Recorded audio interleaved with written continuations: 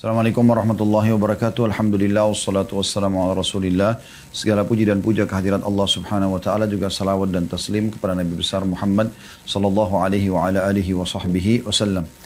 Selamat datang teman-teman sekalian, calon peserta manajemen rumah tangga Islami 2. Dan sudah kami sampaikan di awal kami ingin buat daurah online ini, kalau kita akan ada 10 daurah ya, yang sifatnya insya Allah intens.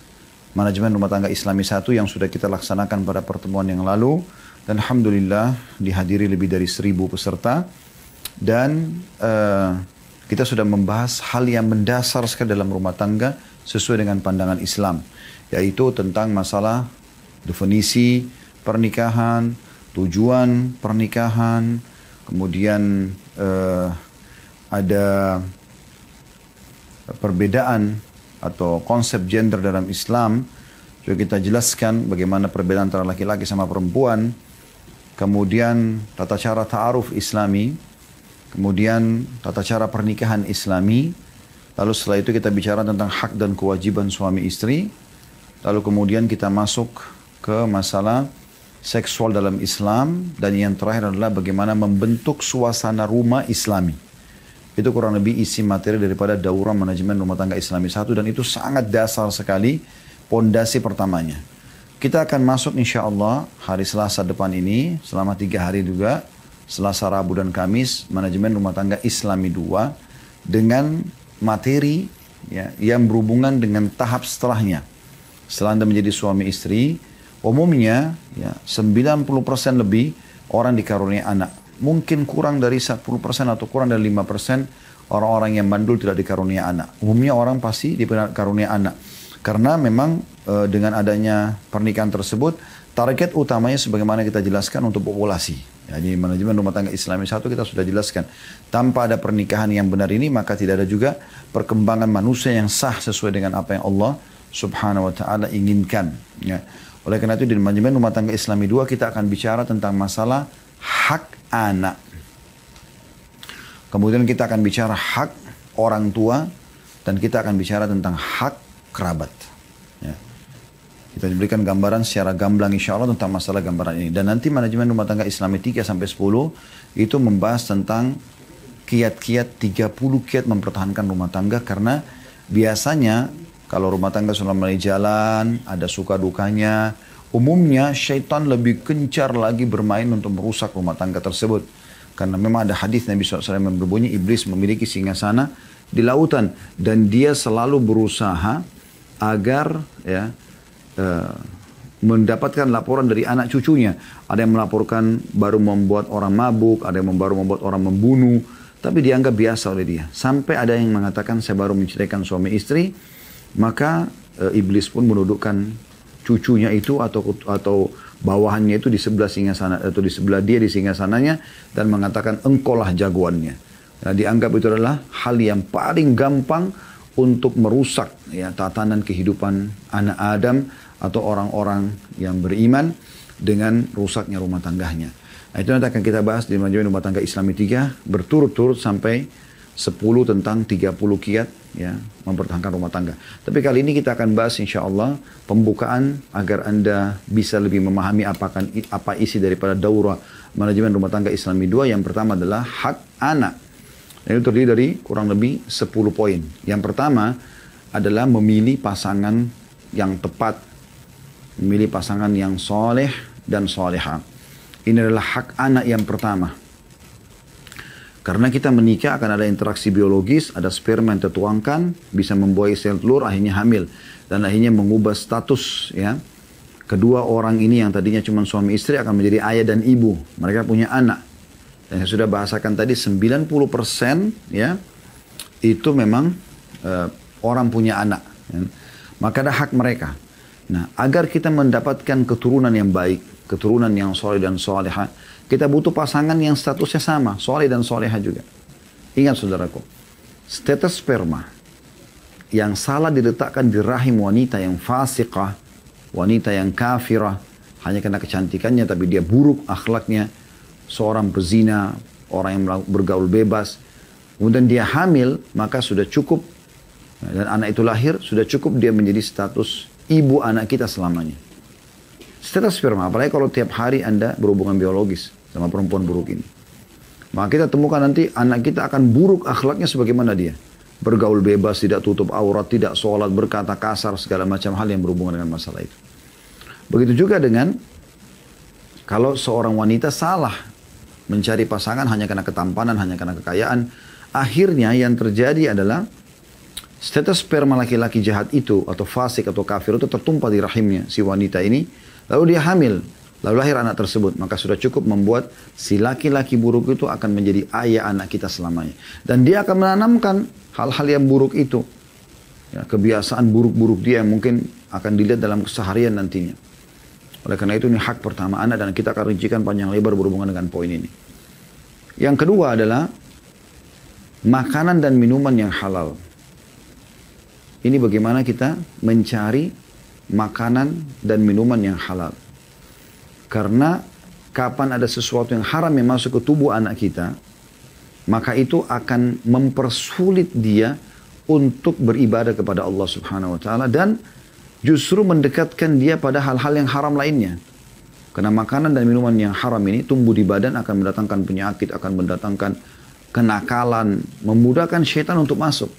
Kalau kita konsumsi yang halal, kitanya sendiri juga kita berikan kepada anak-anak kita, maka akan lebih mempermudah ketaatan kepada Allah Subhanahu wa taala. Nanti kita lebih jelaskan panjang lebar tentang masalah ini ya, dengan contoh-contohnya bagaimana Umar bin Khattab menikahkan anaknya Asim kepada cucu penjual susu ya. Itu kenapa? Karena kesolehan wanita ini yang dilihat oleh Umar radhiyallahu anhu ya.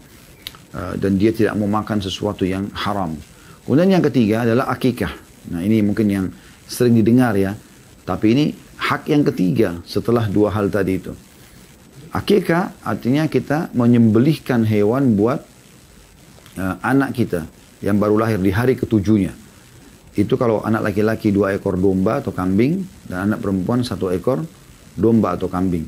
Dan ini syaratnya mirip dengan syarat hewan yang disembelih di Idul Adha ya. Kalau domba 6 bulan udah boleh jantan boleh betina yang penting tidak cacat. Kalau kambing 1 tahun umurnya minimal ya. Itu disembelihkan kemudian kita bisa seperti sekarang sudah banyak restoran ya, seperti kami di Ajod juga siapkan itu menjual sudah dengan 1 paket dengan nasinya ditempel stiker namanya dia, tinggal dibagi-bagikan kita ya. Nah, ini hak juga bagi orang tua yang mampu, mereka punya kewajiban untuk mengakikahkan anak mereka. Ada hadits Nabi SAW yang berbunyi ya, tumpahkanlah darah buat si bayi itu di hari ketujuhnya. Maksudnya di sini sembelikan buat dia. Itu hak yang ketiga. Hak yang keempat mencukur rambutnya. Ya, jadi bayi yang baru lahir itu di hari ketujuh dicukur rambutnya. Laki-laki atau perempuan digundul. Ya. Tetapi ini hanya berlaku kalau anak perempuan di saat baru lahir ya. Tidak boleh perempuan mencukur rambutnya setelah itu. Kecuali ada penyakit-penyakit, ada masalah. Ya, kepalanya harus dioperasi. Sakit kepala dia harus bekam di titik tertentu, dia harus mencukur di titik tertentu, itu beda. Tapi kalau enggak boleh. Tapi kalau tidak boleh ya. Kemudian kalau orang laki-laki boleh tentunya. Kalau umroh dianjurkan, kalau dia sudah dewasa nanti dia cukur ya. Tapi intinya bayi baru lahir itu di hari ketujuh dicukur rambutnya. Dan itu alhamdulillah saya sudah sering praktekkan. Allah amanahkan saya beberapa orang anak, semoga Allah jaga mereka di atas ketaatan insya Allah. Itu cukur dan sangat mudah dicukur. Nah, rambutnya nanti itu ditimbang pakai timbangan perak atau emas. Berapa nilainya? Misalnya 1 gram perak nilai berat bobot rambutnya itu. 1 gram perak berapa harganya di saat anak Anda lahir itu? Misalnya 500.000 per gram. Yaudah Anda sedekahkan 500.000 itu, rambutnya dibuang saja yang sudah ditimbang, tapi nilainya disedekahkan kepada fakir miskin. Nah, ini hak yang keempat ya, memilih pasangan, kemudian makanan minuman halal, kemudian akikah, kemudian mencukur rambut ya, yang keempat. Dan yang kelima adalah tahnik. Tahnik ini artinya mengunyahkan kurma sampai halus ya, kemudian ditempelkan di langit-langitnya ya, langit-langit atau bagian dalam mulut ya, sebelah atas. Itu sudah menjadi tradisi Nabi SAW.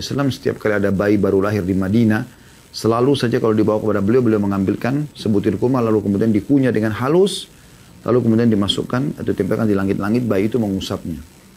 Tentu banyak sekali pendapat para ulama dalam masalah ini. Selain dia adalah perintah Nabi SAW dan itu sudah pasti asas itulah awal kenapa umat Islam melakukan. Sisi yang lain ternyata kurma yang masuk ke dalam tubuh itu memang membawa kesehatan dan mempermudah dia membuka pencernaannya. Walaupun baru lahir ya. Saya kalau Allah baru kasih anak, saya langsung kunyah. Kalaupun sedikit, masukkan ke dalam mulutnya kurma itu. Ya. Dan Anda boleh sebagai orang tua mengunyahkan atau Anda alihkan kepada orang-orang yang kita anggap soleh ataupun solehah yang bisa mengunyahkan kurma tersebut. Selanjutnya tentunya azan ya, dan iqamah di kupingnya.